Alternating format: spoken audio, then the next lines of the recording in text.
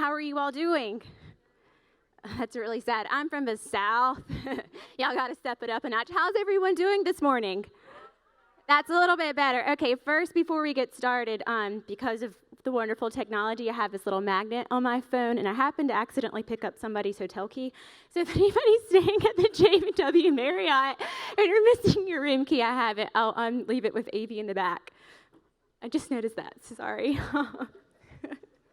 Whoops. So anyways, welcome everyone to the Future of Technology Summit. I'm your host, Heather Louise Finch. I'm the founder of HLF LLC, and as well as Leaders Nest. We welcome you to DC, and we're going to go ahead and get it kicked off this morning. So please welcome to the stage, Karl Cureton.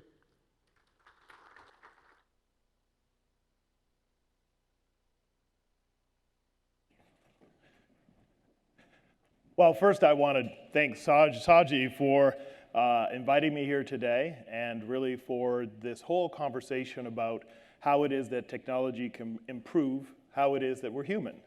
So I have a stepson that is on the spectrum, and we've been working for the last 6 years, he's now 25, for him to be able to gain his independence. Well, what's exciting about that is that I've discovered during the 6 years of communicating with him that I'm on the spectrum. It's the most intriguing thing in the world. So I think that the conversation we're going to have today relative to the future of technology is really looking at life on the spectrum. So if you look at this STEM Cortex framework, this is a conversation about how I think about what it is that we're about. So I happen to be the founder and executive chairman of the National Minority Technology Council. It is a 501c6 trade association. We represent the 65,000 minority technology companies located across the United States. It's $100 billion worth of revenue annually of US companies. Our goal is to take that $100 billion and create it to $1 trillion by 2025. $100 billion to $1 trillion by 2025. Well, how would we do that? This STEM Cortex is how we get that done.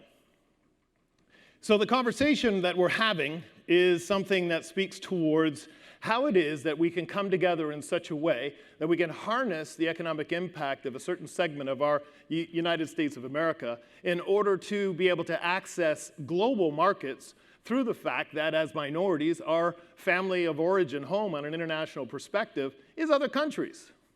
So the globalization relative to what makes that happen is actually just we are the ontology of who we are. And that's really why I wanted to speak today about this conversation relative to data science, relative to artificial intelligence, relative to social networking framework, relative to supercomputings, and how it is that we would actually create the context of the conversation of growth, exponential growth, inside of being able to utilize our human capital. So what does that mean? The STEM Cortex that I have in front of you is it's 8 years of design-based research.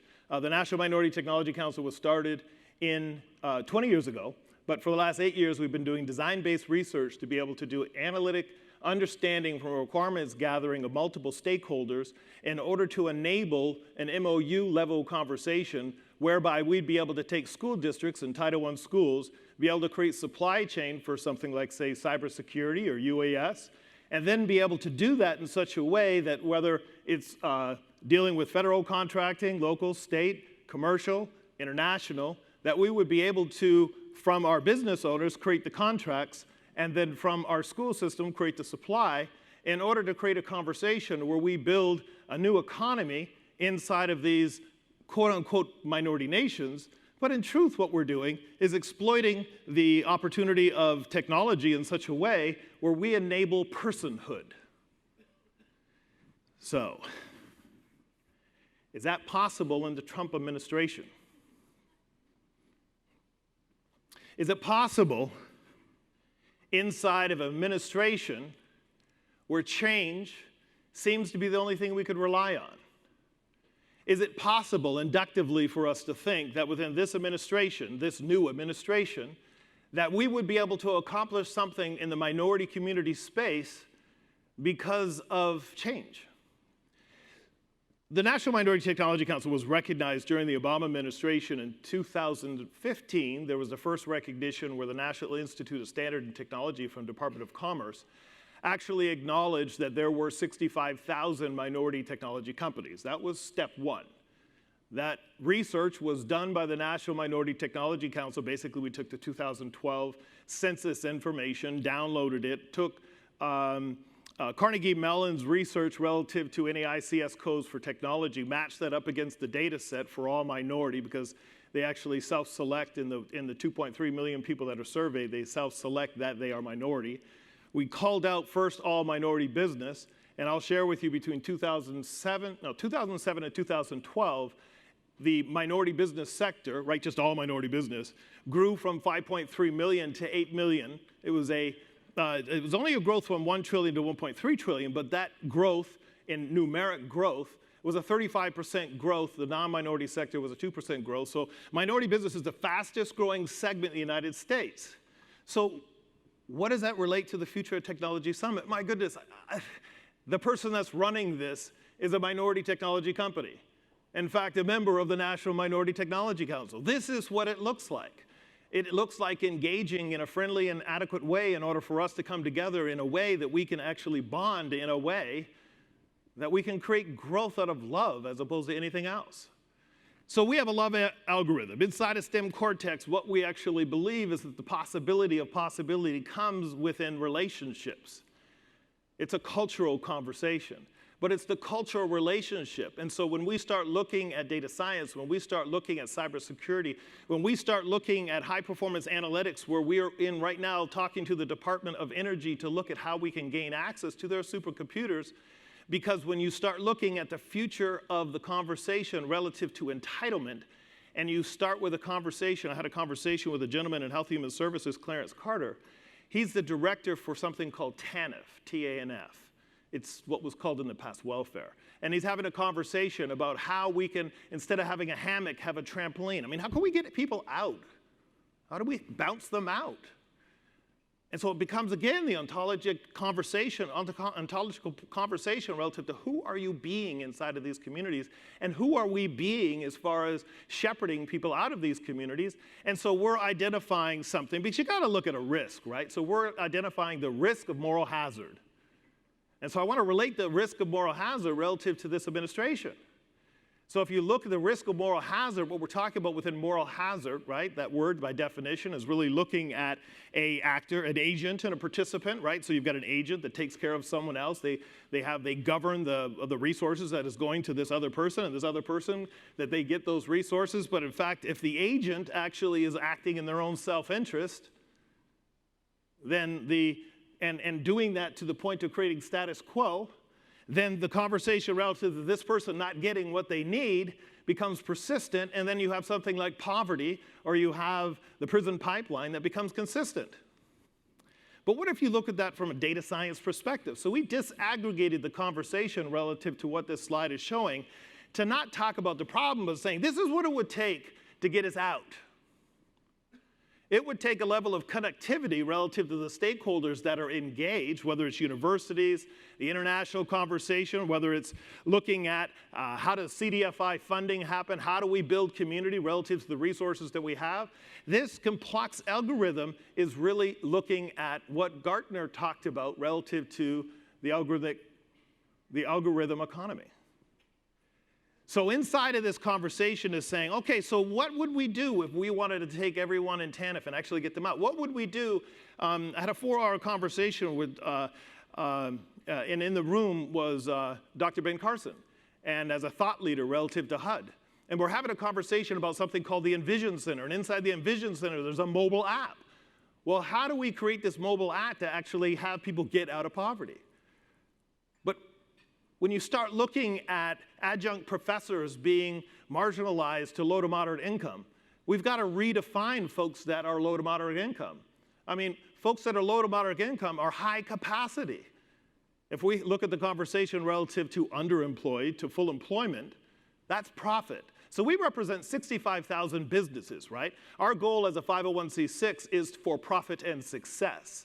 profit and success means a transactional conversation. We're at 100 billion right now. To get to 1 trillion, that's creating 900 billionaires. In order to create 900 billionaires, we've got to have a conversation relative to how it is that we're going to increase the transactional value of every human being, not only in the United States of America, but around the world. Right now, we have 4.5 million people with adjudicated guidelines, right? We need another million people to go through adjudicated guidelines. How are we communicating to our church community inside of urban America to let them know that, no, what's on your Facebook is important, what you do is important? Because if you're adjudicated with the United States of America, you make more money. Right now, we're having, again, conversation with the Department of Energy. They have 17,000 employees, but 100,000 contractors. 50,000 of them are baby boomers. This is huge upside opportunity. So inside of that upside opportunity, what is germane here relative to innovation? And I'll just share with you, the National Minority Technology Council is an innovation stakeholder with the Department of Commerce. And so inside of that innovation stakeholder, excuse for the letters, but Office of Management Budget, OMB M1722, if you look at page 3, number 5, it talks about cross-cutting agency reform. Inside of cross-cutting agency reform, agencies may actually work with key stakeholders to actually develop programs inside of aggregating multiple agencies to look at specific problem domains and then be able to have that within a public-private partnership. What if we looked at the problem domain of poverty? What if we looked at the poverty domain of how we're going to emancipate ourselves as a country and then as a world to be able to exploit our own selves by learning? So, I'm saying that for the innovators here. I'm saying that to say that HUD has a mobile app. How do we develop to that mobile app? Now, I'm saying that relative to TANF has $17 billion that goes out for entitlement, and they're changing their policies to say, how do we create a path to work? Now, I'm having a conversation about, I was talking to someone relative to the Department of Energy that's actually in charge of all HBCUs for energy relative to their perspective. And this is where the Manhattan Project started, right? So how do we garner the HBCU community, or more importantly, the minority serving organizations, 450 of them, in such a way that we then look at how all of that group could then innovate at the same time, and how can you actually create that innovation? And I'll begin to close on this area relative to innovation in the United States of America. Because thematically, what I want you to hear is I found out that I am on the spectrum. I found out that the reason why people had a hard time talking with me is because I had a really hard time relating. And I literally had to learn how to talk like this. I had to learn. Like my other self, I've got friends that know, you were just a jerk, right? No, I really didn't, I really was like, hey, you don't understand? So if you feel that way, if you feel like, man, I have something inside of me, I have an idea, I have something, but somehow just who and how I'm being is stopping me. And what I'm saying relative to the children who are different, that you can learn. I mean, you look at the research right now on cognitive behavioral therapy, you can learn how to assimilate with people. You've got that, but we also have to understand about the unicorn inside of you. So the ones here that feel like they're a unicorn, they feel like they have always just known something and other people don't know that, or feel like they don't fit in, is that you don't fit in. And embrace it. The fact that you don't fit in allows you to be able to have, you fit in, but you fit into the future. So the Future of Technology Summit is talking about you might not fit in today, but you fit in the future.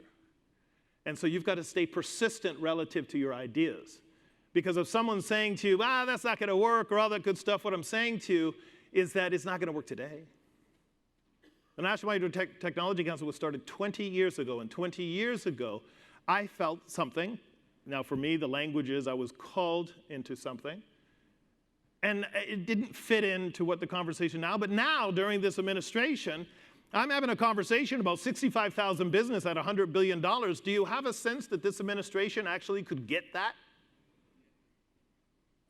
And we got a president with 450 businesses.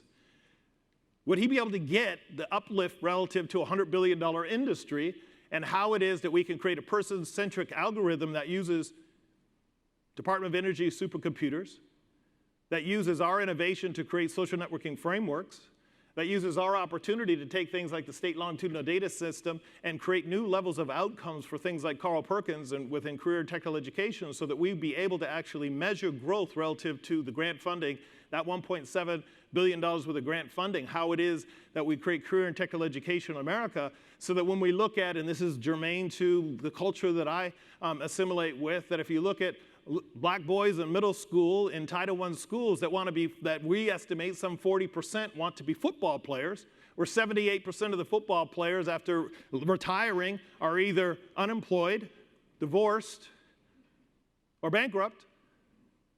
That what we're saying to the United States of America is that's a national security issue. That's a national security issue. Urban curriculum is a national security issue. So in closing, I'll just say that what we believe the future of technology is that we would be able to embrace love inside of these algorithms because it is the most complex algorithm. And I just really appreciate your listening today. Thank you.